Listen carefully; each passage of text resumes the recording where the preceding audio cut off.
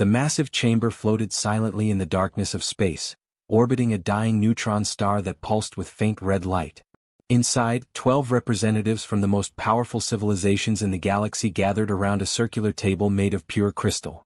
Holographic displays flickered to life above them, showing images of a small blue and green planet spinning peacefully in a distant star system. Ambassador Vorn stood up from his seat, his tall gray frame towering over the others. His 3 black eyes studied the planet with obvious contempt. He waved one of his long fingers at the display and spoke in a voice that echoed through the chamber. Members of the Council, I present to you Earth. A primitive world in what they call the Sol System. Our scouts have been observing them for 6 of their months now. The hologram zoomed closer, showing cities with tall buildings, vehicles moving on roads and primitive aircraft in the skies. Vorn continued with a mocking tone in his voice. Look at them. They still burn dead organic matter for energy. They use metal tubes filled with explosive chemicals to fly. They have not even mastered nuclear fusion. By our standards, they are barely past the Stone Age.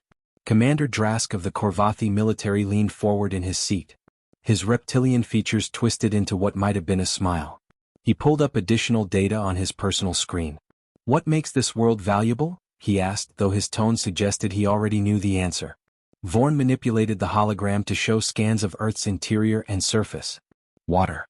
Abundant clean water covering 70% of the surface. Rare minerals in quantities we have not seen in conquered worlds for 3 centuries. And most importantly, a population of 8 billion potential workers. An insectoid delegate clicked its mandibles together in a sound that resembled laughter. 8 billion? And they have no unified government? No planetary defense grid. Correct, Vorn replied. They are divided into nearly 200 separate nations.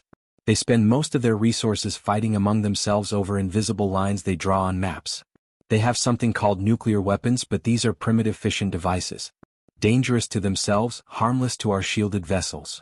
Another council member, a being that looked like floating vapor contained in a crystalline suit, spoke in a voice like wind through caves. What of their space capability? Vorn laughed, an unpleasant sound. They have sent a handful of their people to their own moon using rockets that would embarrass our children's toys. Their fastest spacecraft would take thousands of their years to reach even their nearest star. They have a few satellites and a small station orbiting their world. Nothing that poses any threat whatsoever. The chamber filled with murmurs of approval. Credits were already being calculated. Resources were being divided in mines before a single shot had been fired. The Supreme Chancellor called for order by striking a resonant chime. We have heard the intelligence report. This seems a straightforward acquisition. However, protocol demands we follow proper procedure. Is there any objection to conquest? Silence filled the chamber. Not a single voice rose in defense of the distant blue world. Very well. We shall vote. All in favor of immediate military action against Earth. One by one, 12 hands, claws, tentacles and appendages rose into the air. The holographic display turned deep crimson red as it recorded the unanimous decision. 12-0. Earth's fate was sealed. The Chancellor nodded with satisfaction. Admiral Thex, you are hereby granted supreme command of the invasion force. How many vessels do you require? The Admiral, a decorated Korvathi warrior with scars across his scaled face, stood and saluted. For a primitive world with no unified defense? 300 warships should be more than sufficient. Excessive even? But I prefer overwhelming force. Approved. What is your timeline? Admiral Thex smiled coldly. 6 of their months.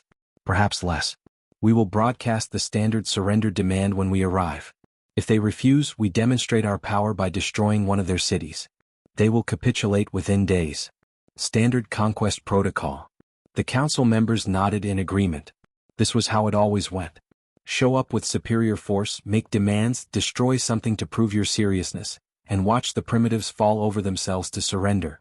Excellent, the Chancellor declared. This session is concluded. May the conquest bring prosperity to all council members. As the representatives filed out of the chamber, discussing how they would divide Earth's resources, none of them noticed the small detail in the intelligence report that their scouts had marked but not emphasized. A footnote that mentioned Earth's unusual history. A planet where life had competed viciously for billions of years. Where the dominant species had clawed its way to the top through countless extinctions and ice ages. Where war was not an occasional occurrence but a constant throughout their entire recorded history. The Council had never encountered a species from a true death world before. They were about to learn what that meant. Far across the galaxy, on Earth, Colonel James Mitchell sat in a military bunker beneath Colorado, reviewing defense protocols for threats that everyone assumed would never come. He rubbed his tired eyes and looked at his watch. It was past midnight. Time to go home. He had no idea that in 6 months, his life and the lives of every human being alive would change forever. The night sky over Geneva suddenly lit up with streaks of blue light as hundreds of massive ships materialized in Earth's orbit. Deep space satellites detected them first, sending automated alerts to every space agency on the planet. Within minutes, emergency phone calls woke presidents, prime ministers and military commanders across the globe. In the darkness of space, Admiral Thex stood on the bridge of his flagship, looking down at the small blue planet with satisfaction. Everything was proceeding according to plan. He nodded to his communications officer. Broadcast the surrender demand. All frequencies. All their primitive languages. Across Earth, every television screen, radio, and communication device suddenly went dark. Then a face appeared. Gray skin, 3 black eyes, and a voice that spoke in perfect English, Mandarin, Spanish, Arabic, and dozens of other languages simultaneously. Primitive humans of Earth. I am Admiral Thex of the Galactic Council Invasion Fleet. Your planet has been selected for acquisition. You will surrender immediately and submit to Council authority. Your resources now belong to us. Your population will be relocated as we see fit. Resistance will result in the complete extinction of your species. You have 1 of your hours to respond. The transmission ended. For several seconds, the entire planet sat in stunned silence. Then chaos erupted. People poured into streets. Governments scrambled to verify what they had just witnessed. Religious leaders prayed. Scientists checked their instruments repeatedly, hoping for a mistake. But there was no mistake.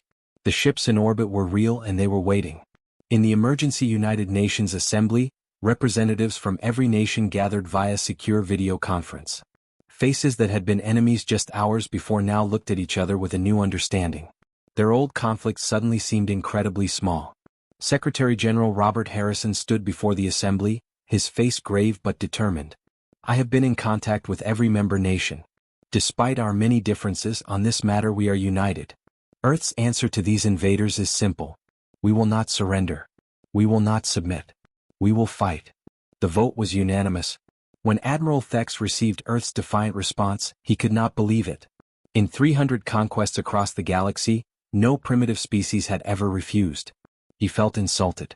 These creatures needed to learn their place. Destroy the island formation in their Pacific Ocean, he commanded coldly. Something uninhabited. A demonstration of power. A single beam of concentrated energy lanced down from orbit. A small volcanic island disappeared in a flash of superheated steam and rock. The shockwave was detected by instruments across the globe. The message was clear. Surrender or die. But humanity's response was not surrender. It was rage. Admiral Thex ordered his fleet to descend. 300 warships dropped through the atmosphere, heading toward major cities. New York, London, Beijing, Moscow, Tokyo. They would hover above these population centers and wait. Fear would do the rest. Over London, Captain Sarah Bennett strapped into her F-35 fighter jet. Around her, dozens of other pilots were doing the same. The airfield was chaos, with planes launching as fast as crews could prepare them. All wings, this is Falcon Leader, she said into her radio, her voice steady despite her pounding heart. We have no idea if our weapons will even damage these things. But we're going to find out. Stay tight, aim for what looks important, and show these bastards that humans don't roll over. Her squadron took off into the gray morning sky. Above them, an alien warship hung like a dark moon, its hull covered in what looked like overlapping metal plates. It was easily 10 times the size of an aircraft carrier. The aliens detected the approaching aircraft but paid them little attention. Primitive jets armed with primitive missiles. Hardly worth acknowledging. That was their first mistake. Sarah's targeting computer locked onto what her instruments identified as a weak point in the alien ship's energy shield. She fired 2 missiles and immediately broke away. Around her, 50 other jets did the same. The alien shields, designed to deflect energy weapons in space combat, were not calibrated for the kinetic impact of supersonic missiles in atmosphere. The first few missiles got through. Explosions blossomed across the hull. Alarms screamed on the alien bridge. We're taking damage, an officer shouted in disbelief. On the ground, military bases launched everything they had. Missiles streaked upward. Railguns, secret weapons developed during the Cold War and never revealed, fired tungsten rods at incredible velocities. The aliens had expected primitive resistance. They got coordinated fury. Over Beijing, a damaged alien cruiser tried to return fire, but human jets swarmed it like angry hornets. Over New York, ground forces used electromagnetic pulse weapons that disrupted alien systems. Over Moscow, a pilot whose missiles were spent simply rammed his aircraft into an alien weapons port, sacrificing himself but crippling the ship's main gun. By the time the sun set on that first terrible day, 37 alien warships lay smoking in craters across 5 continents. Thousands of human aircraft were destroyed. Tens of thousands of soldiers and pilots were dead. But Earth still stood, defiant and dangerous. Admiral Thex stared at his casualty reports in horror. 37 ships. In one day. Against primitives. He immediately retreated his remaining fleet to high orbit and sent an emergency message to the Council requesting reinforcements. In a bunker deep beneath Colorado, Dr. Emily Carter stood over the wreckage of an alien fighter craft that had been shot down over Denver. Her hands trembled with exhaustion and excitement as she examined the technology. "Get me every engineer, every physicist, everyone we have," she told her assistant. "We just proved we can hurt them. Now we're going to learn how to beat them." 6 months had passed since the aliens first arrived, and the war showed no signs of ending. What Admiral Thex had promised would be a simple conquest had turned into a nightmare that consumed his every waking moment. The Galactic Council had sent reinforcements. Then more reinforcements. Then even more. Over 2,000 warships now surrounded Earth's solar system, yet the blue planet remained unconquered. Every report Thex sent back was met with disbelief and anger. How could primitives hold out this long? But the humans were not just holding out. They were learning. In orbit around Mars, Captain Tom Anderson guided his fighter through a dense field of floating debris. His spacecraft looked strange, a hybrid creation that combined human engineering with stolen alien technology. The cockpit was human-made, but the engines hummed with alien power cores that his people had reverse-engineered from crashed ships. "Phoenix Squadron, stay close to the asteroids," he whispered into his radio. "The supply convoy should pass through in 30 seconds. His squadron consisted of 15 ships, all hidden among the rocks and metal fragments that littered the space between Mars and Jupiter. They had been waiting for 6 hours, completely silent, powered down to minimal levels to avoid detection.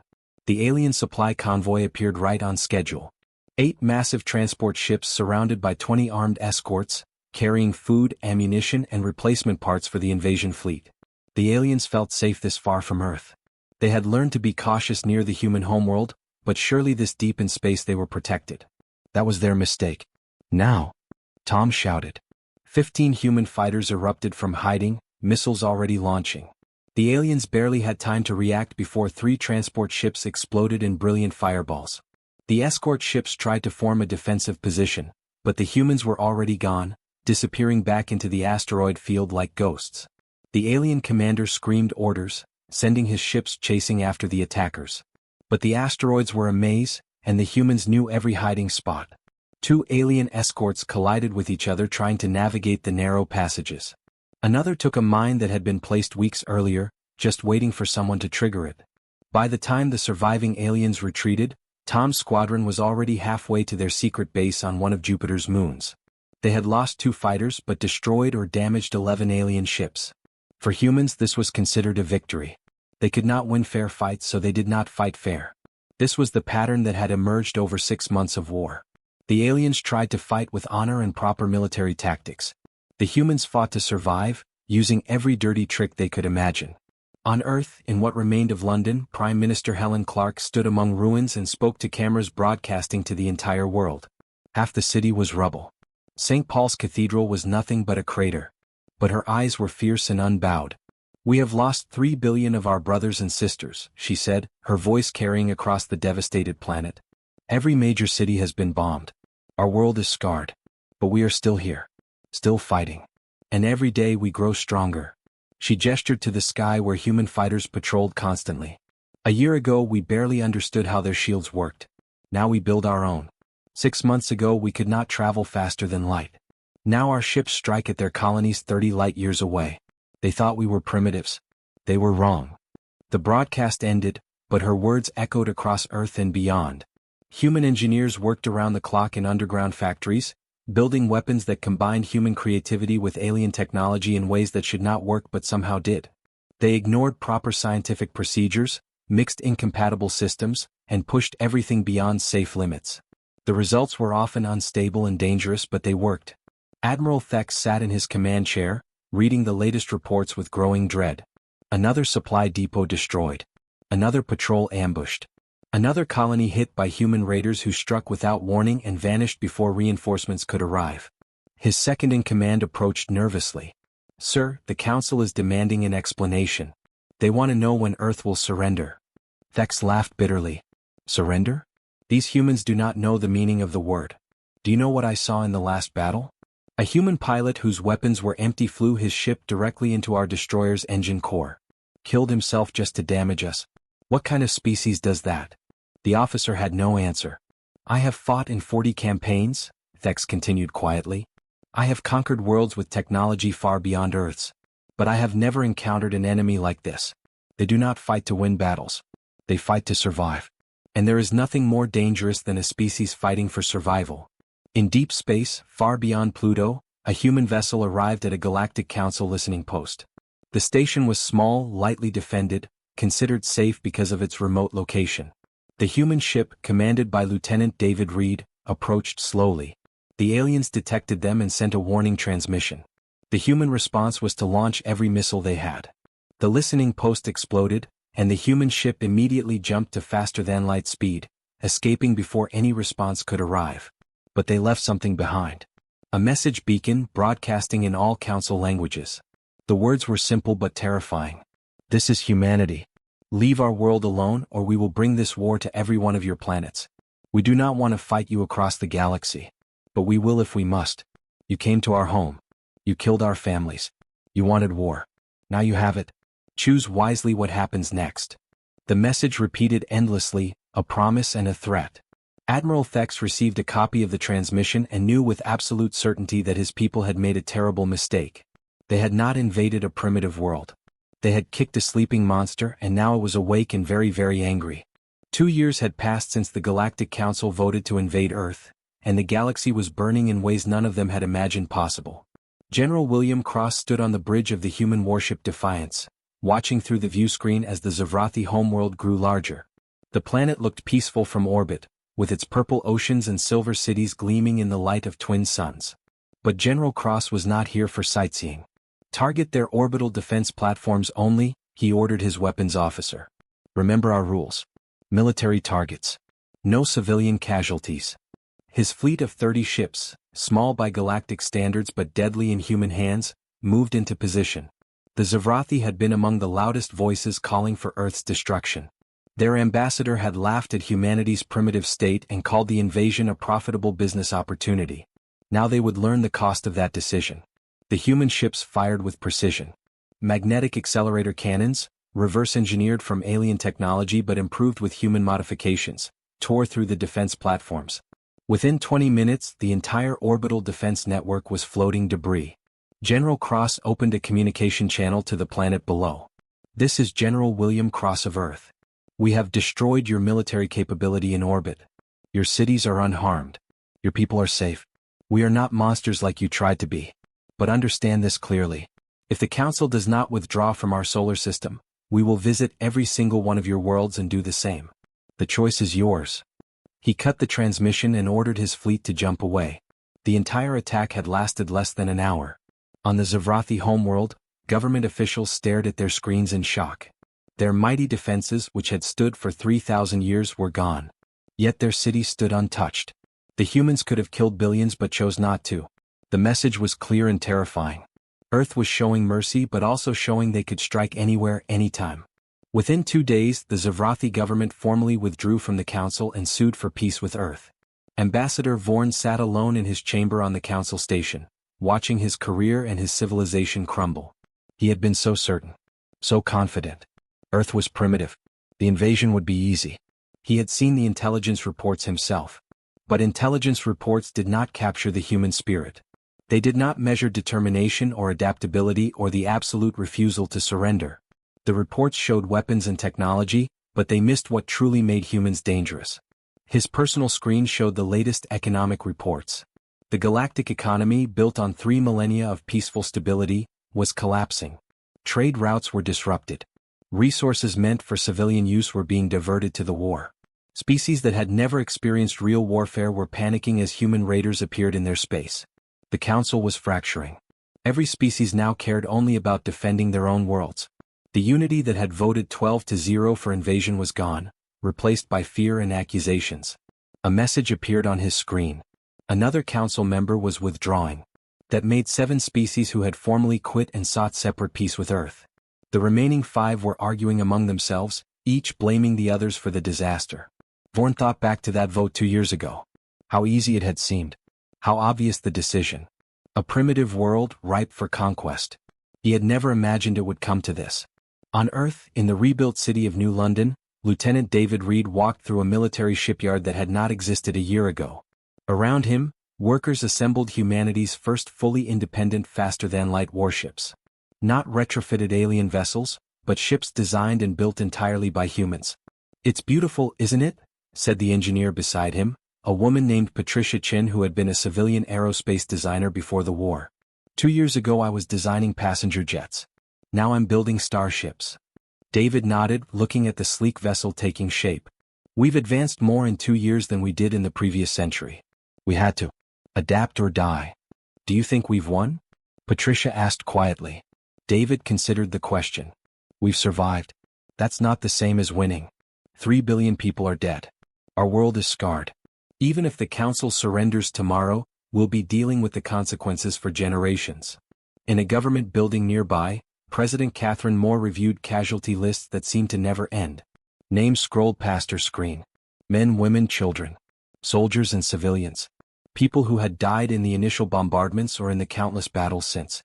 Her assistant entered quietly. "Madam President, we're receiving multiple transmissions from Council species. They're requesting peace negotiations." Catherine closed her eyes for a moment. 2 years of hell. 2 years of fighting against impossible odds. And now, finally, the enemy was breaking. "Accept their requests," she said. "But make it clear that we negotiate as equals, not as conquered people begging for mercy. They came to our world. They started this war. If they want peace, they come to us with respect."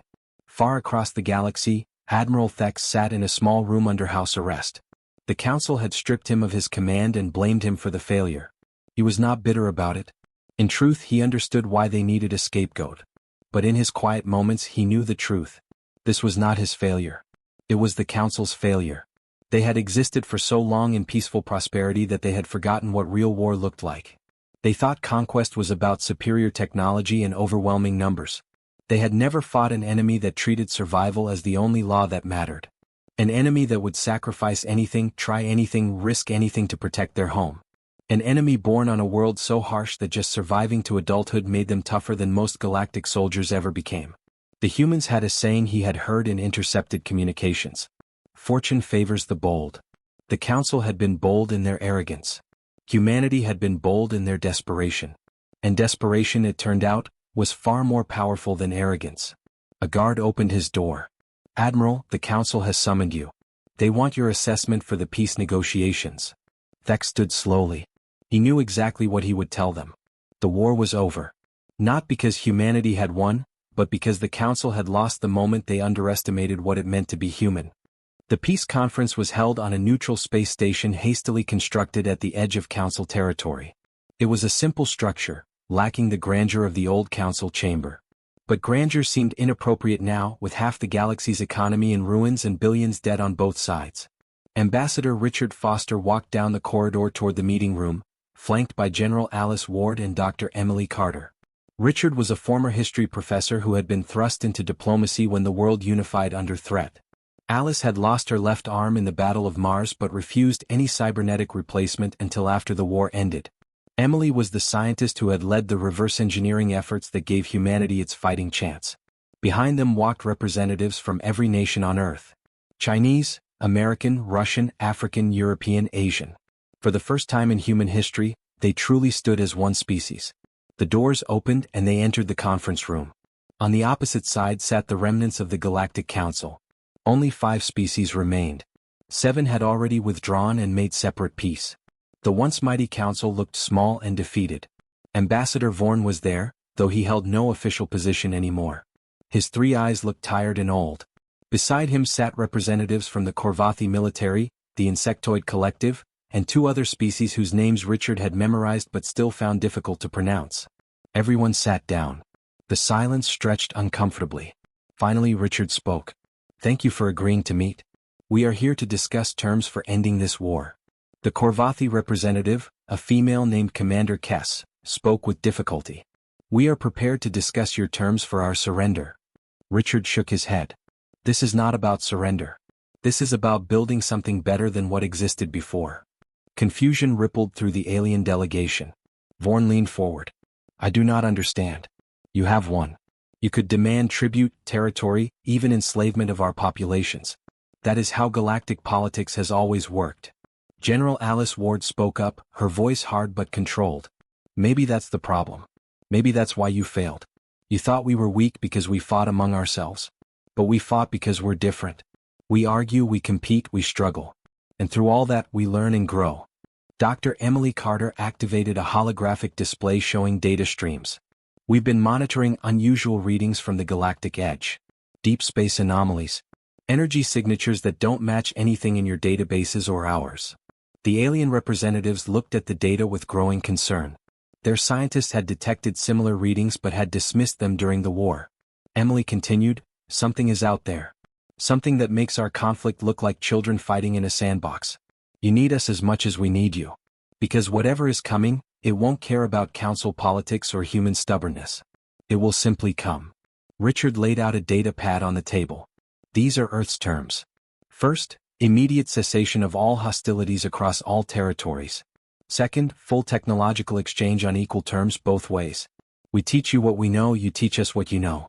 Third, Earth becomes a permanent member of a reformed galactic council with full veto power. Fourth, reparations are paid not through tribute but through cooperative development projects. We rebuild together. Fifth, a mutual defense pact. When the threat from the galactic edge arrives, we face it united." The room fell silent. The aliens looked at each other in disbelief. Vorn found his voice weak and confused. "You are not demanding our subjugation? After everything we did to your world?" Alice Ward leaned forward, her one hand flat on the table.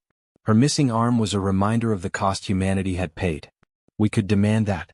We've proven we can hurt you. We've shown we can bring war to your homeworlds. But here's what you never understood about humans.